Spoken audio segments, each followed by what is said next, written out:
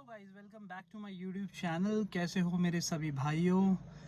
तो आज का हमारा एक बहुत ही प्यारा सा टॉपिक है जिसमें हम डिस्कस करेंगे कभी भी हम फूड बिज़नेस शुरू करना चाहते हैं तो किस तरीके के बिज़नेस को हमें चूज़ करना चाहिए, सिलेक्ट करना चाहिए, किस में हमें कम खर्चे होते हैं, किस में ज़्यादा कमाई होती है, कहाँ पे हमें ज़्यादा लॉस होता है। तो गाइज़ मैंने प्रैक्टिकली इन चीज़ों को एक्सपीरियंस करके देखा है, इसीलिए मैं ये वीडियो बना रहा हूँ और मैं शेयर कर रहा हूँ अपने एक्सपीरियंस आप लोगों के साथ। तो कहानी कुछ ऐसी है, देखो हम दो तरीके के यहाँ पे बिजनेस का आइडिया लेके चलेंगे। एक है हमारा इंडियन फूड जिसमें आता है हमारा ग्रेवी वाले सारी चीज़ें प्लस नान, तंदूरी रोटी, जितना भी इंडियन में आप खाते हैं, मतलब जो भी एक इंडियन रेस्टोरेंट में आपको मिलता है वो सभी खाने इसमें आ जाते हैं। दूसरा है हमारा फास्ट फूड जिसमें सारी फास्ट फूड की कैटेगरी आप ले सकते हैं, चाहे वो बर्गर हो, पिज़्ज़ा हो, चाहे वो सैंडविच हो, cold coffee, Chinese food, momos, कुछ भी एक्स वाई जी। तो ये सारे फास्ट फूड में है।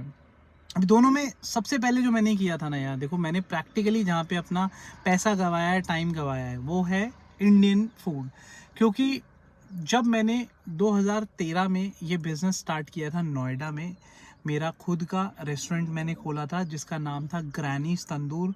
अगर आप चाहें इस चीज़ को वैलिड करने के लिए, वैलिडेट करने के लिए आप चाहें तो गूगल पे ग्रैनीज़ तंदूर लिखिएगा, वहाँ पे आपको नोएडा सेक्टर 18 में मेरा रेस्टोरेंट नज़र आएगा। वो रेस्टोरेंट मैंने 6 महीने चलाया था। 6 महीने के अंदर मुझे पता चल गया था कि इसमें मुझे फुल ऑन लॉस होगा और मतलब कोई फ़ायदा नहीं है इसको रन करके। देखिए, सबसे पहली बात जो मैंने उस गलती से सीखा है कि इंडियन फूड में कभी भी आप उतरोगे तो यार देखो, ऐसा नहीं है कि आप खुद से सारा खाना बना पाओगे। तंदूर आप खुद से नहीं चला पाओगे। डेफिनेट सी बात है कि आप इंडियन ग्रेवी वाले आइटम सारे खुद नहीं बना पाओगे। उसकी बेसिक इंग्रेडिएंट्स होते हैं जिसको आप तैयार करके रख सकते हो, लेकिन उसमें भी आपको कहीं ना कहीं से स्किलफुल कोई बंदा चाहिए। यानी कि कहने का मतलब ये है, कोई काम ऐसा जो दूसरे इंसान पे डिपेंडेंट हो। मतलब आपने एक शेफ़ रखा है, कुक रखा है, तो अगर आपने उसे रखा है और वो सारा काम जानता है, वही सारा काम जानता है बेसिकली, आपको उतनी ज़्यादा नॉलेज हो तो ना भी हो, फिर भी काम वही जानता है। तो उनका क्या रहता है ना यार, वो आप उन्हें अच्छी सैलरी दोगे, रहने की भी जगह दोगे और खाने का तो वो आपका जहाँ पे रेस्टोरेंट में काम करते हैं वो वहीं से खाते भी हैं। तो गाइस मेरा एक्सपीरियंस कुछ इस तरीके से रहा है कि मुझे, जब मैंने ये रेस्टोरेंट खोला था तो मुझे मतलब स्टार्टिंग में तो वो बड़े अच्छे से बात करते हैं जितने भी कुक शेफ़ होते हैं, लेकिन धीरे धीरे धीरे धीरे धीरे जैसे वो देखते हैं कि आपका नेचर क्या है, आप उनसे थोड़ा सा घुल मिल जाते हैं, तो उस हिसाब से फिर वो आपको कैजुअली लेते हैं, फॉर ग्रांटेड लेते हैं, आपके काम को भी फॉर ग्रांटेड ही लेते हैं। तो ये एक्सपीरियंस मैंने किया था। ज़्यादा फ्रेंडली होने से काफ़ी नुकसान होते हैं इसमें। मोर ओवर, कभी भी किसी भी चीज़ के लिए अगर मुझे कंप्लेंट आती है तो मैं कंप्लेंट को लेके उसी इंसान के पास जाऊंगा जो कि मेरा शेफ़ है। तो वो इंसान मुझे यही, अगर अगर उसकी ट्यूनिंग है या जो भी है, देखिए एक बार आप किसी को बोलोगे ना, ये लोग थोड़े से नकचढ़े भी होते हैं। तो इसमें क्या रहता है, नकचढ़े आई मीन टू से कि थोड़ा इनका दिमाग उड़ा हुआ रहता है, चढ़ा हुआ रहता है।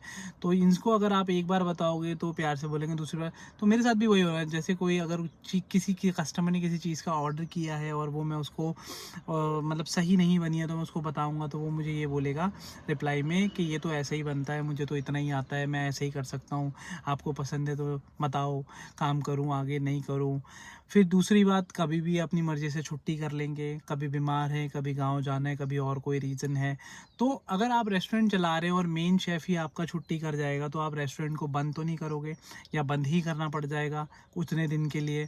तो आपको एक की बजाय दो भी रखने पड़ेंगे, जैसा कि मेरे साथ हुआ, क्योंकि मैं एक से थोड़ा सा था, मैं समझ गया था कि परेशान होने वाली बात हो रही है, तो मैंने दो को रखा। अब दो को रखने के बाद भी क्या होता है कि उनकी आपस में ट्यूनिंग हो जाती है। तो जो पहले रखा हुआ है, वो जो दूसरा रखा है, वो एक ही फील्ड के हैं, तो कहीं ना कहीं वो एक दूसरे की बातों को काटते नहीं हैं, फिर वो सपोर्ट ही करते हैं। अगर अगर कोई बंदा पहला कुक है, वो लंबी छुट्टी के लिए जाता है तो दूसरा वाला बोलेगा मेरे को भी जाना है। तो ये सारी प्रॉब्लम्स भी आए, तो धीरे धीरे करके मुझे प्रॉब्लम्स ही प्रॉब्लम्स आने लग गई। फाइनली 6 महीने के अंदर जो है 65,000 मेरा रेंट था, 3 साल का मेरा लॉक इन कर लिया था मैंने, क्योंकि इतनी ज़्यादा समझ नहीं थी। बट यही दिख रहा था कि पॉजिटिव है, सब कुछ सही होगा, और जो मैंने सोचा है वो बहुत ही बढ़िया चीज़ है, कहीं ना कहीं सब बढ़िया जाएगा, पर ऐसा हुआ नहीं। जो रिज़ल्ट आए वो बहुत ही ख़राब थे। 65,000 का रेंट मैं अपनी जेब से देता था। उसके अलावा मैंने वहाँ पूरा जो रेस्टोरेंट था वो मुझे एक खाली खंडर शॉप मिली थी। उससे पहले जो शॉप चलाते थे उन्होंने जब दी थी तो वो तोड़ फोड़ के दी थी। उसके अलावा जब मुझे मतलब पूरा बनवाने के बाद जो डेली एक्सपेंसेस जो मेरी जेब से जाते थे, अब एक रेस्टोरेंट चलाओगे, मार्केट में रह के चलाओगे तो जितना आपका मेन्यू वो सारा आइटम आपके पास रेडी होना चाहिए। मैं रेडी रखता था, कस्टमर इतने आते नहीं थे। सेकंड मेरी जो गलती थी वो मैंने नोएडा सेक्टर 18 मेन मार्केट में शॉप ली थी, और आसपास में मॉल्स आप जानते ही हैं, आसपास में मॉल्स का कल्चर है, तो मॉल्स इतने हैं। और मई जून की गर्मी में आप बिल्कुल समझते होंगे कि मई जून की गर्मी कितनी ज़्यादा होती है, और लोग प्रेफर करते हैं मॉल में ही जाना, क्योंकि वहाँ पे एसी मिल जाता है, एटलीस्ट फ्री में हवा खाने को तो मिल ही जाता है, विंडो शॉपिंग हो जाती है, कुछ खाने को भी हुआ तो वहीं से वो ले लेते हैं, जिसकी वजह से धीरे धीरे मुझे अपनी गलतियाँ रियलाइज़ होने लगी। तो मेरा जो टोटल एक्सपीरियंस है गाइस, मैं यही बोलूँगा, अगर आपकी इसमें अच्छी पकड़ नहीं है तो फर्स्ट टाइमर हैं तो प्लीज़ बिना किसी सपोर्ट के, बिना किसी चीज़ के इस लाइन में ना जाएं। क्योंकि अगर इस लाइन में आप घुस गए और आपने सोचा कि अगर आपके पास पैसे हैं और आप लगा देंगे तो लॉस में ही जाएंगे, 99% चांसेस हैं। ये मैं अपने एक्सपीरियंस से बोल रहा हूँ। बाकी अगर आपकी किस्मत है 1% अगर आप हिट कर जाते हैं चीज़ें, वेल एंड गुड, आपके लिए बहुत अच्छी बात है। Now coming to my second choice जो कि है फास्ट फूड। वहाँ रह के मैंने ये रियलाइज़ किया है यार, ये जितने भी डिपेंडेंसी वाले काम है ना, ये बहुत मतलब मुश्किल से हो सकते हैं। जिसके चल गए, कुछ कह नहीं सकते इसके बारे में। हाँ, सेकंड जो आता है ना, एटलीस्ट देखिए वहीं पे मेरे फ्रेंड ने मेरे जस्ट सामने वाली रो में शॉप खोली, लेकिन वो फ्रेंड मेरा लेटर ऑन बना था। अड्डा 18 उन्होंने एक कैफ़े खोला जिसमें उनका बहुत ही रेयरेस्ट लागत होती थी, जिसमें आपका बर्गर हुआ, बन हुआ, ब्रेड हुआ, या नुकसान हो भी जाएगा तो कितना हो जाएगा, ठीक है। और वैसे भी इनकी शेल्फ लाइफ 2 से 3 दिन की रहती है, रादर देन कि जो अगर हमारा प्रोडक्ट है उसमें पनीर वगैरह जो है वो अगर इतना नहीं चलता है, ठीक है। ग्रेवी आपने बनाई है वो भी अगर प्रॉपरली स्टोर नहीं है तो लॉस हो जाता है। म्योनीज़ है फास्ट फूड में जो आपकी बहुत चलती है। तो ऐसे बहुत सारे आइटम है जो आपके बहुत ज़्यादा अच्छे लंबे स्पैन में आप यूज़ करते हो, लॉस कम होता है। और बनाने की जो इसके तरीके रहते हैं आप जानते हैं, सैंडविच कितना क्विकली बन जाता है, बर्गर कितना क्विकली बन जाता है। एटलीस्ट अगर आप एक ग्रेवी बनाने जाएंगे तो उससे तो पहले ही बन जाएगा। प्लस आपको तंदूर में किसी भी ऐसी चीज़ की ज़रूरत नहीं पड़ती है कि आपको 1800-1900 रुपये हर 3 दिन में खर्च करने हो, जिससे आपके जो कोयला होता है उसकी बोरी आती है वो आप ख़रीदते हो, वो एक तंदूर आपको रेडी करके ही रखना पड़ेगा, और कोयले की वेस्टेज है उस काम में, इंडियन काम में। यहाँ पे वो भी नहीं है, सारा काम गैस से हो जाता है, इन चीज़ों से। तो ऑल एंड ऑल यार मैं ये बोलूँगा, अगर आप फर्स्ट टाइमर हैं तो आप पहले ट्राई कीजिए कि आप फ़ास्ट फूड का ही शुरू करें।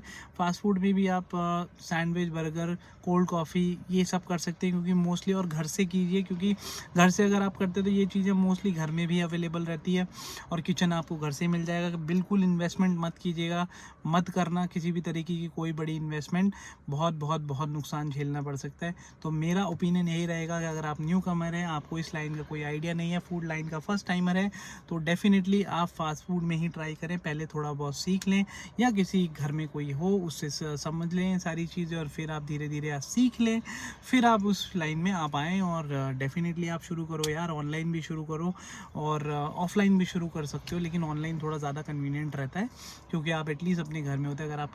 अगर आप शाय हैं, इतना पब्लिक में नहीं जा सकते हैं या आपको लगता है, तो आप घर से भी शुरू कर सकते हैं।